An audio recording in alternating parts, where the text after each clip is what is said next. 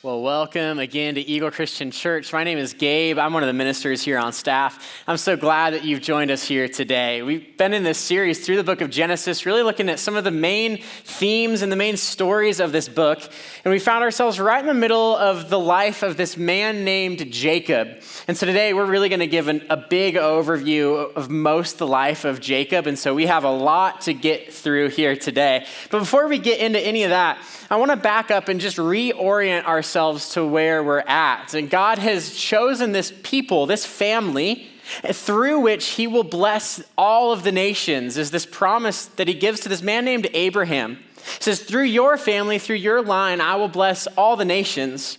And so Abraham, he has this son named Isaac, and Isaac, along with his wife Rebekah, they have these twin boys named Jacob and Esau. Now, Jacob and Esau is actually the older brother by just a couple minutes, right? He's born before Jacob. But God makes it clear that it's actually Jacob is the one who will be given the birthright, the one through which he will continue on the family line. But the problem with that is that his father, Isaac, actually prefers Esau. Esau is his favorite. And so it begins this kind of story, this spiral that unravels that we've covered these last couple of weeks, where Rebekah's favorite son is Jacob and Isaac's favorite son is Esau. And even Jacob's name, it means the deceiver. It means the one who grasps at the heels of Esau, who's always trying to get his way, who's always got an angle to play. And so Jacob, he has a plan along with his mother, like we've talked about these last couple of weeks, where Esau one day, he comes in just starving after hunting all day. And Jacob actually makes him a deal, and he says, I will give you this soup if you give me your birthright. And it's an awful deal. But Esau makes it. And if we've learned anything these last couple of weeks, if you've been here, it's that I don't know when, I don't know where, I don't know who was involved, but somewhere in his life, Steve has had a horrible experience with lentil soup. I don't know what it is, I don't know the details, but we'll pray for him that he can overcome that. I don't know. But that's the deal that he makes. And so it continues on sometime later as Isaac is getting ready to actually bless Esau. Rebekah and Jacob, they come up with this scheme once again. They're twisting things, they're spinning things, they're dealing, they're deceiving. And as Esau is away, Jacob actually dresses up as his brother and sneaks in. And Isaac, thinking he's blessing his son Esau, gives the blessing to Jacob instead. And it doesn't take long before Esau does show up. And they realize that slowly here that something terrible has happened and that Isaac has made this terrible mistake. And from that moment on, there's just resentment and hatred from Esau to Jacob.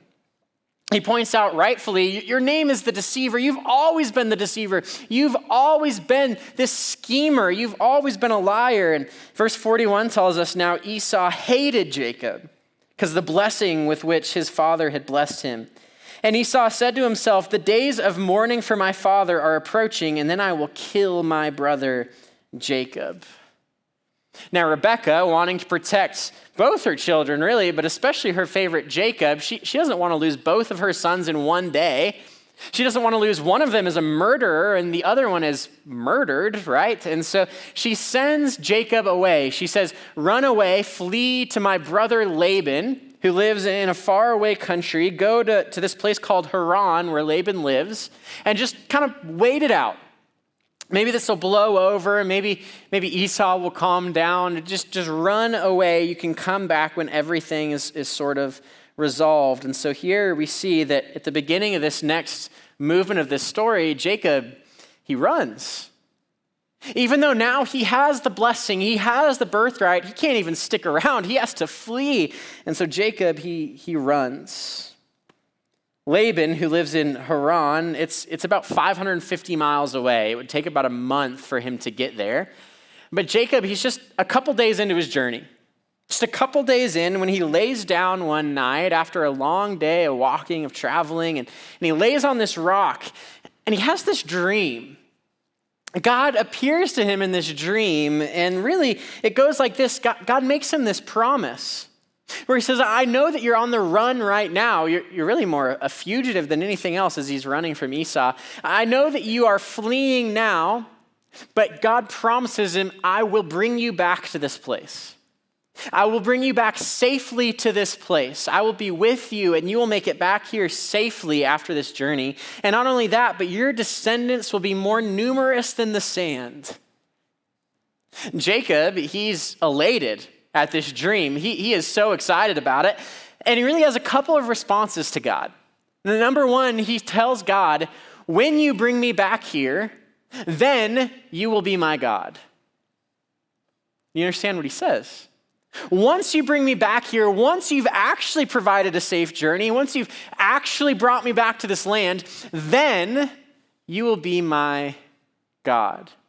Then I will allow you the privilege of actually being my God once you've allowed me safety in this journey. Number two, he tells him, once you bring me back here, then I will give you a tenth of everything that I've gotten along the way. All of the money, all the possessions, the livestock, the animals, all of it. Once you bring me back here, I'll give you a tenth. Now, we might read this as sort of a generous offering from Jacob, but Jacob's life up to this point doesn't really give us the liberty to read it that way, because Jacob, he's always been a schemer. He's always got an angle to play. He's always got something he's trying to get out of it. And here, I think more than an offering, really he's like offering to pay God a tax, like a safety, almost an insurance policy of, if you bring me through safely, then I'll give you a tenth. I'll let you be a shareholder in my journey. You get me back here, and then I will give you a tenth of everything I've gotten along the way. It's like a fee you'd pay to someone for safe passage. And so even with his back against the wall, Jacob, he's got a plan to get out of it. He's like, I can make it through this. Even though I'm on the run, I will make it back here. And so he continues on his journey to the east. And he comes upon a well. Finally, at the end of his journey, he's made it to around where he's going. He comes upon a well with some sheep around it. And he asks the shepherd, do you know a man named Laban? They reply, yes. And his daughter, Rachel, she's actually on her way now. She's just over there with those sheep. And so Jacob sees Rachel, and he is just overcome by her. He is so excited about Rachel and just finds her to be the most beautiful thing he's ever seen. He is overcome by Rachel. And he goes up to her, and he tells her this whole story about how I am a descendant of the same that you are. I am actually an ancestor of yours. My mother is Rachel, her brother is your father, Laban. He lays it all out. And Rachel is just as excited. She runs back to her father and tells him this whole story. We read that as soon as Laban heard the news about Jacob, his sister's son, he ran to meet him, and he embraced him and kissed him and brought him to his house. And Jacob told Laban all these things that Laban said to him, surely you are my bone and my flesh. And he stayed with him for a month. Then Laban said to Jacob, because you are my kinsman, should you therefore serve me for nothing? Tell me, what shall your wages be? Now, Laban had two daughters. The name of the older was Leah. The name of the younger was Rachel. And Leah's eyes were weak, but Rachel was beautiful in form and appearance. Jacob loved Rachel. And he said, I will serve you 7 years for your younger daughter, Rachel. Laban says, it's better that I give her to you than I should give her to any other man, so stay with me. And Jacob served 7 years for Rachel. And they seemed to him but a few days because the love he had for her. What's going on here is Jacob, he doesn't have any money, he doesn't have any possessions, he doesn't have any animals or anything like that he would use to pay a bride price for Rachel. Now, some kind of price was required in order to marry a daughter. And it's not like it's just wealth that's going to the father. The intention of a bride price is that if anything were to ever happen to the husband, there would be means to take care of this daughter for the rest of her life. There would be means that she could survive, she could continue to live. And so Jacob doesn't have that. And so instead, the plan is he's going to work for 7 years for Laban, in order that any wage that Laban would have paid to Jacob, he can set aside as kind of this bride price. So there's sort of this money set aside for Rachel, and that's the deal. And we get the beginning of what seems like is going to be a really amazing love story. Man, he worked for 7 years, but to him it seemed as if it were just a few days because of the love he had for her. So sweet, right? And it is a little bit, but you know, if you've read the story, that this unfolds in a way that no one expected. See, 7 years comes and goes. He's paid his price. And so Laban, he throws this big celebration, this big wedding party, and problems start to arise the next morning when Jacob looks over, and it's not Rachel that's next to him, it's Leah. And so Jacob, he goes back to Laban, and he's like, well, what's the deal with this? What's going on? We had a deal. And Laban says, well, it's not customary that the younger daughter would be married before the older daughter, and so I couldn't give you Rachel. I had no choice but to give you Leah. And for the first time, Jacob, the deceiver, he finds himself on the other end of the story. He finds himself as the one who has been deceived, and he hates it. Turns out that side of the story is way less fun to be on. And so he comes up with this deal, well, give me Rachel in marriage as well, and I will serve you for 7 more years. And so that's what he does. He takes Rachel as a wife as well, and he serves Laban 7 more years. Now, it might not be shocking to you that these newlyweds, their journey together as the three of them is not without contention.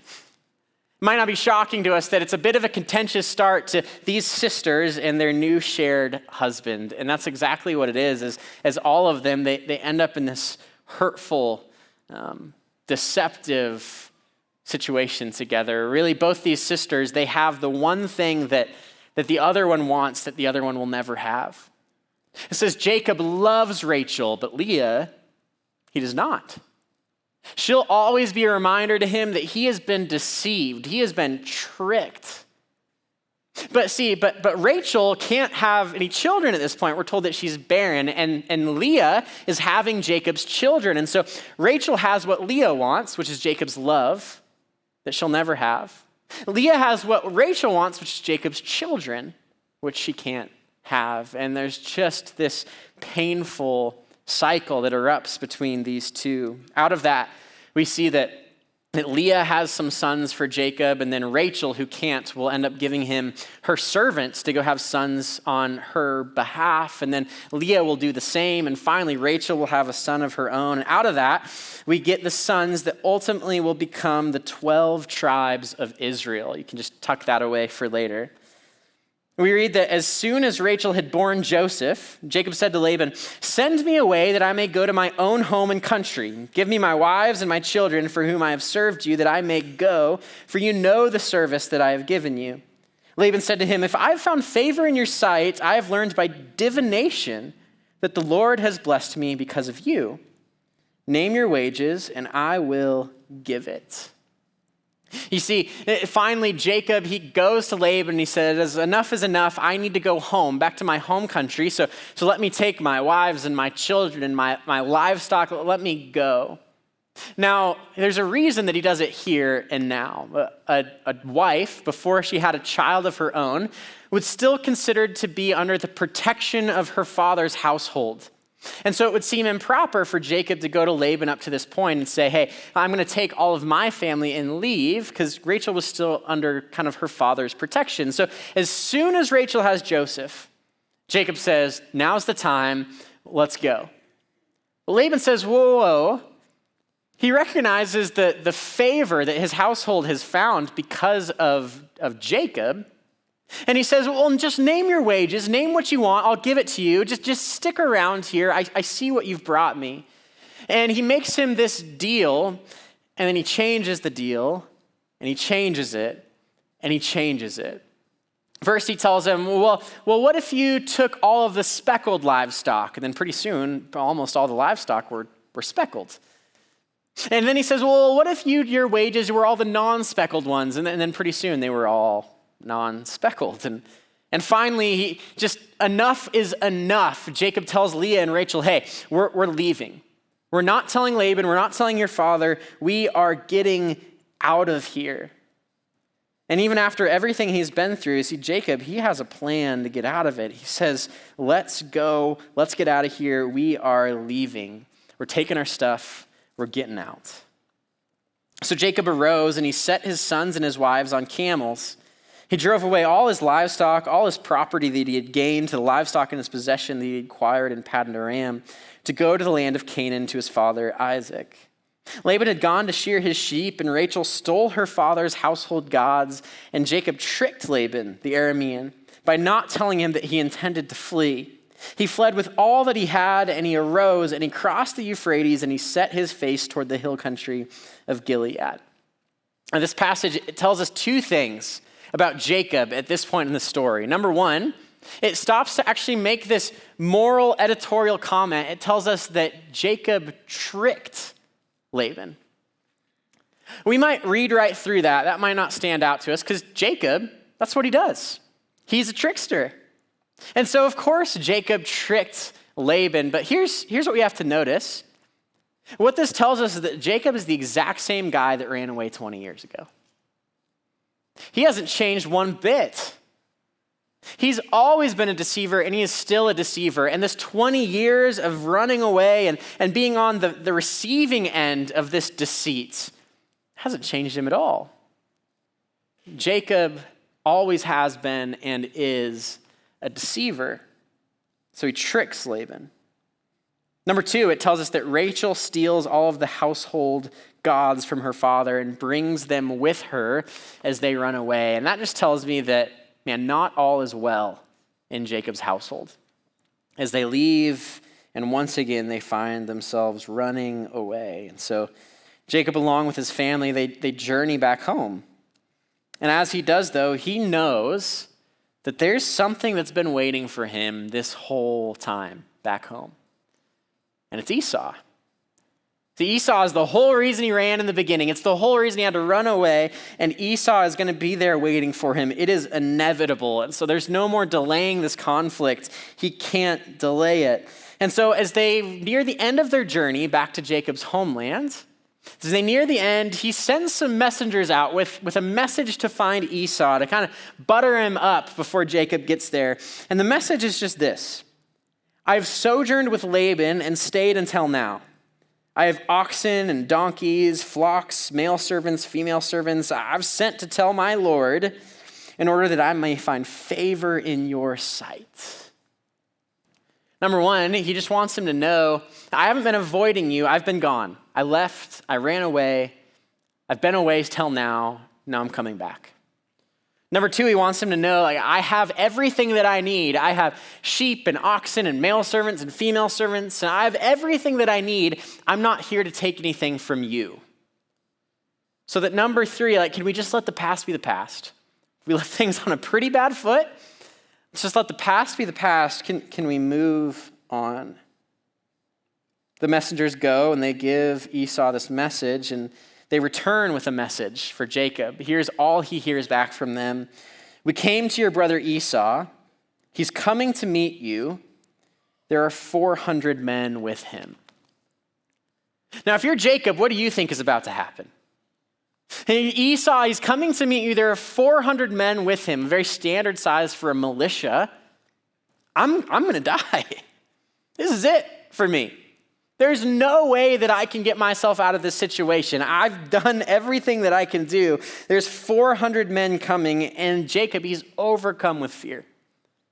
He shakes with fear. He collapses with fear. There's no good ending to this. The inevitable has come, and so Jacob, he begins to prepare. And he actually splits his whole camp into two camps. He divides up his animals and his kids, his wives, all of his possessions into two camps so that even if one camp is caught, the other one might still live and survive. And he begins to lay out this gift for Esau. It's actually more of an offering. It's actually more like 5 offerings sent in waves. The first wave is 220 goats that I guess he had laying around, just spares, I guess. The second is 220 sheep and rams. The third is 30 camels and their calves. The fourth, 50 cows and bulls. The fifth, 30 donkeys. And finally, on the last day, he sends a partridge and a pear tree. Just kidding. It's It's just a Christmas joke. It's fine. Each gift, though, is accompanied by servants who are to give him this message. And the message, as they come with their offering, the message they're to tell him is just, these belong to your servant Jacob. They are a present to my lord Esau, and Jacob is coming behind us. And so 5 times as Isaac and his men are there, this wave of animals as a gift, they come to him with these servants just saying, these belong to your servant Jacob. They are a gift to our lord Esau, and Jacob is coming behind us. Again, 5 times, these belong to your servant Jacob. They are a gift to our lord Esau, and Jacob is coming behind us. 5 times. Jacob has one more trick to play. He's going to just overwhelm him with gifts, just make him forget about the past. And if not that, then at least he's going to really just encumber his travel to the point that he has so many animals around him that they can't move, they can't set up to ambush Jacob. And Jacob's household is all mixed in at that point, and it's just confusing. He's got one more trick to play, and then that's it. That's all that he has left. One more angle. The guy who always had a plan to save himself now, he's out of ideas. And so there sits Jacob. He sent his family across the river. He sent his servants with the gifts out ahead of him. There's nothing left for him to do. And so for the first time since his dream in Bethel 20 years earlier, it tells us that Jacob prayed. Jacob said, O God of my father Abraham and God of my father Isaac, O Lord, who said to me, return to your country and to your kindred that I may do you good.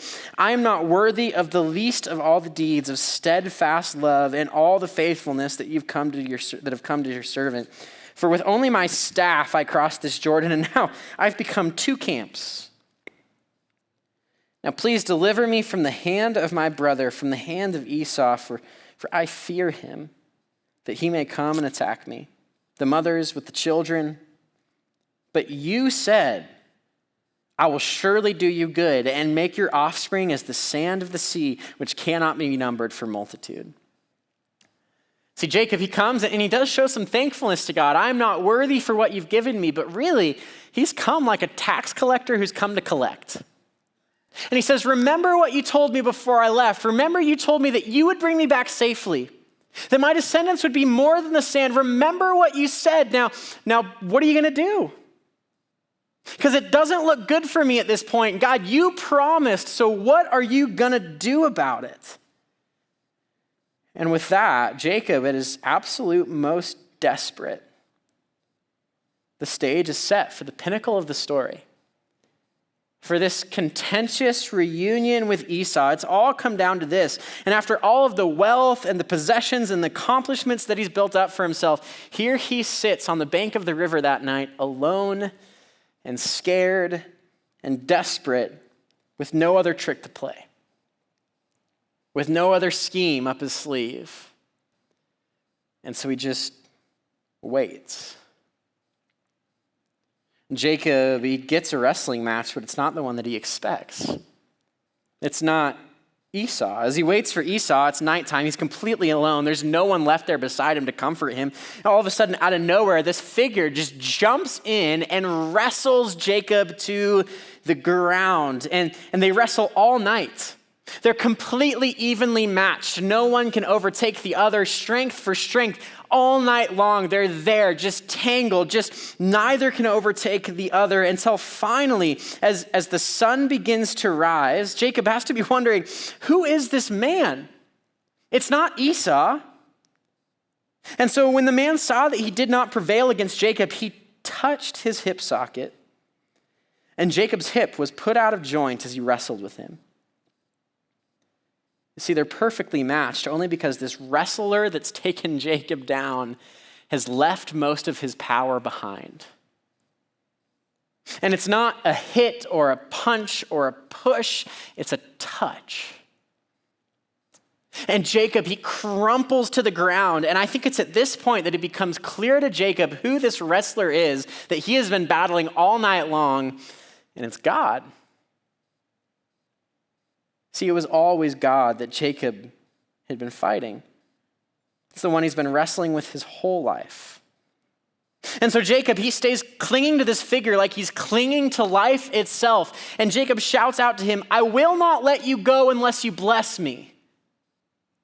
I will not let you go until you tell me that it's all going to be okay, until you promise safe passage, until whatever it is, I will not let you go." He's afraid of God slipping out of his grip without some kind of blessing, some kind of promise that everything is going to be okay. And that's how Jacob's been using God his entire life. It's always been about what he can get out of it. It's always been about his own safety, his own well-being. How can I get out of this? How can I spin this? How can I trick this thing into being what I need it to be? And so this figure, who's now clearly God himself, says, "What is your name?" He said, "Jacob." Then he said, "Your name shall no longer be called Jacob," no longer the deceiver, the one who grasps at your brother's heels. "Now your name shall be Israel, for you have striven with God and with men and have prevailed." Then Jacob asked him, "Please tell me your name." But he said, "Why is it that you ask my name?" And there he blessed him.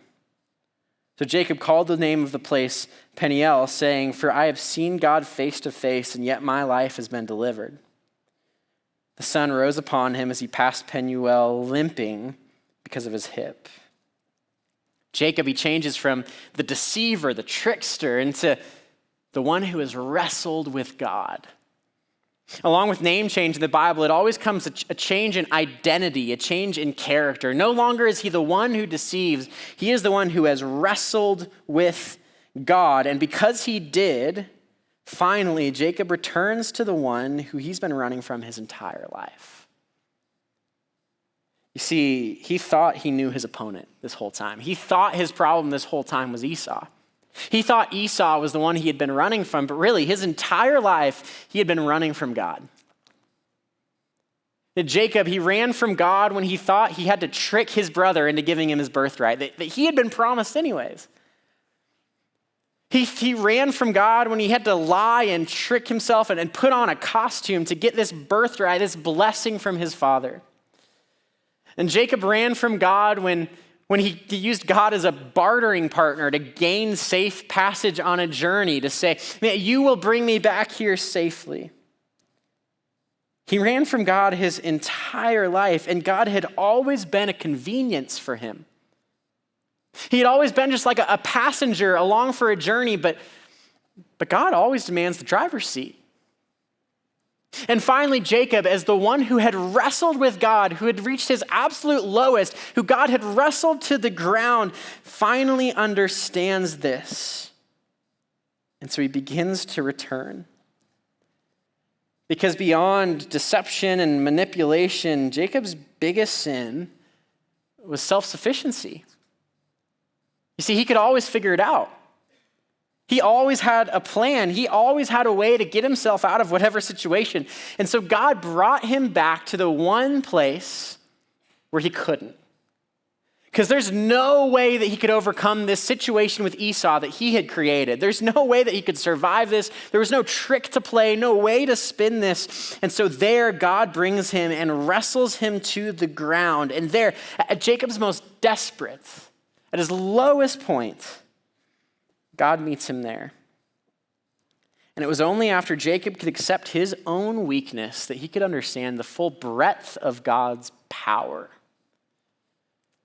J.I. Packer, he says it this way: Jacob had hold of God, and he wanted a blessing, an assurance of divine favor and protection in this crisis, but he could not get what he sought. Instead, he grew ever more conscious of his own state, utterly helpless, and without God, utterly hopeless. He felt the full bitterness of his unscrupulous, cynical ways now coming to roost.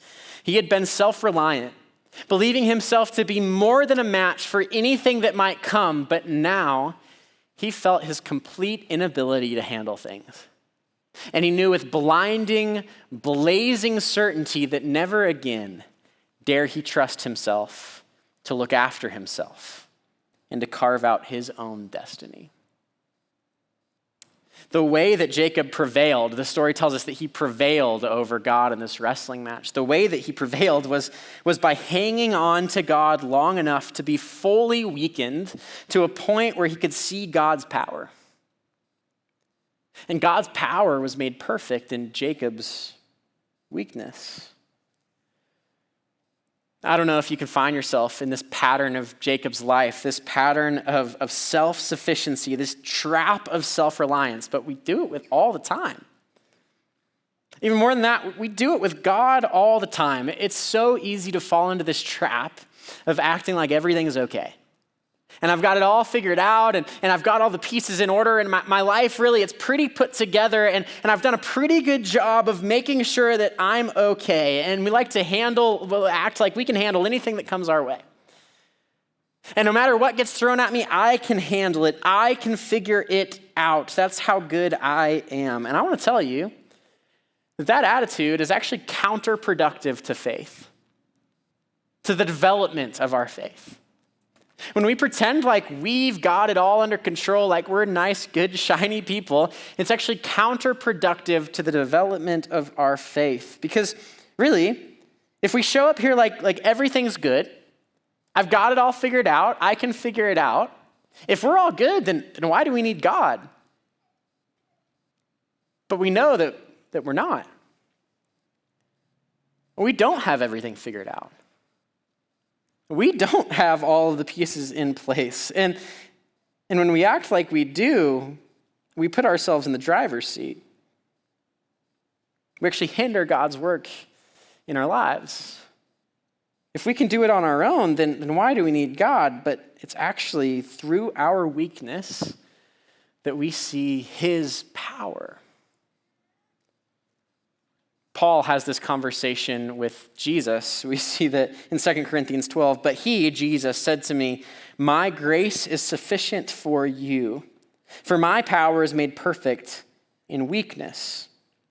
Therefore, Paul says, I will boast all the more gladly of my weakness so that the power of Christ may rest upon me.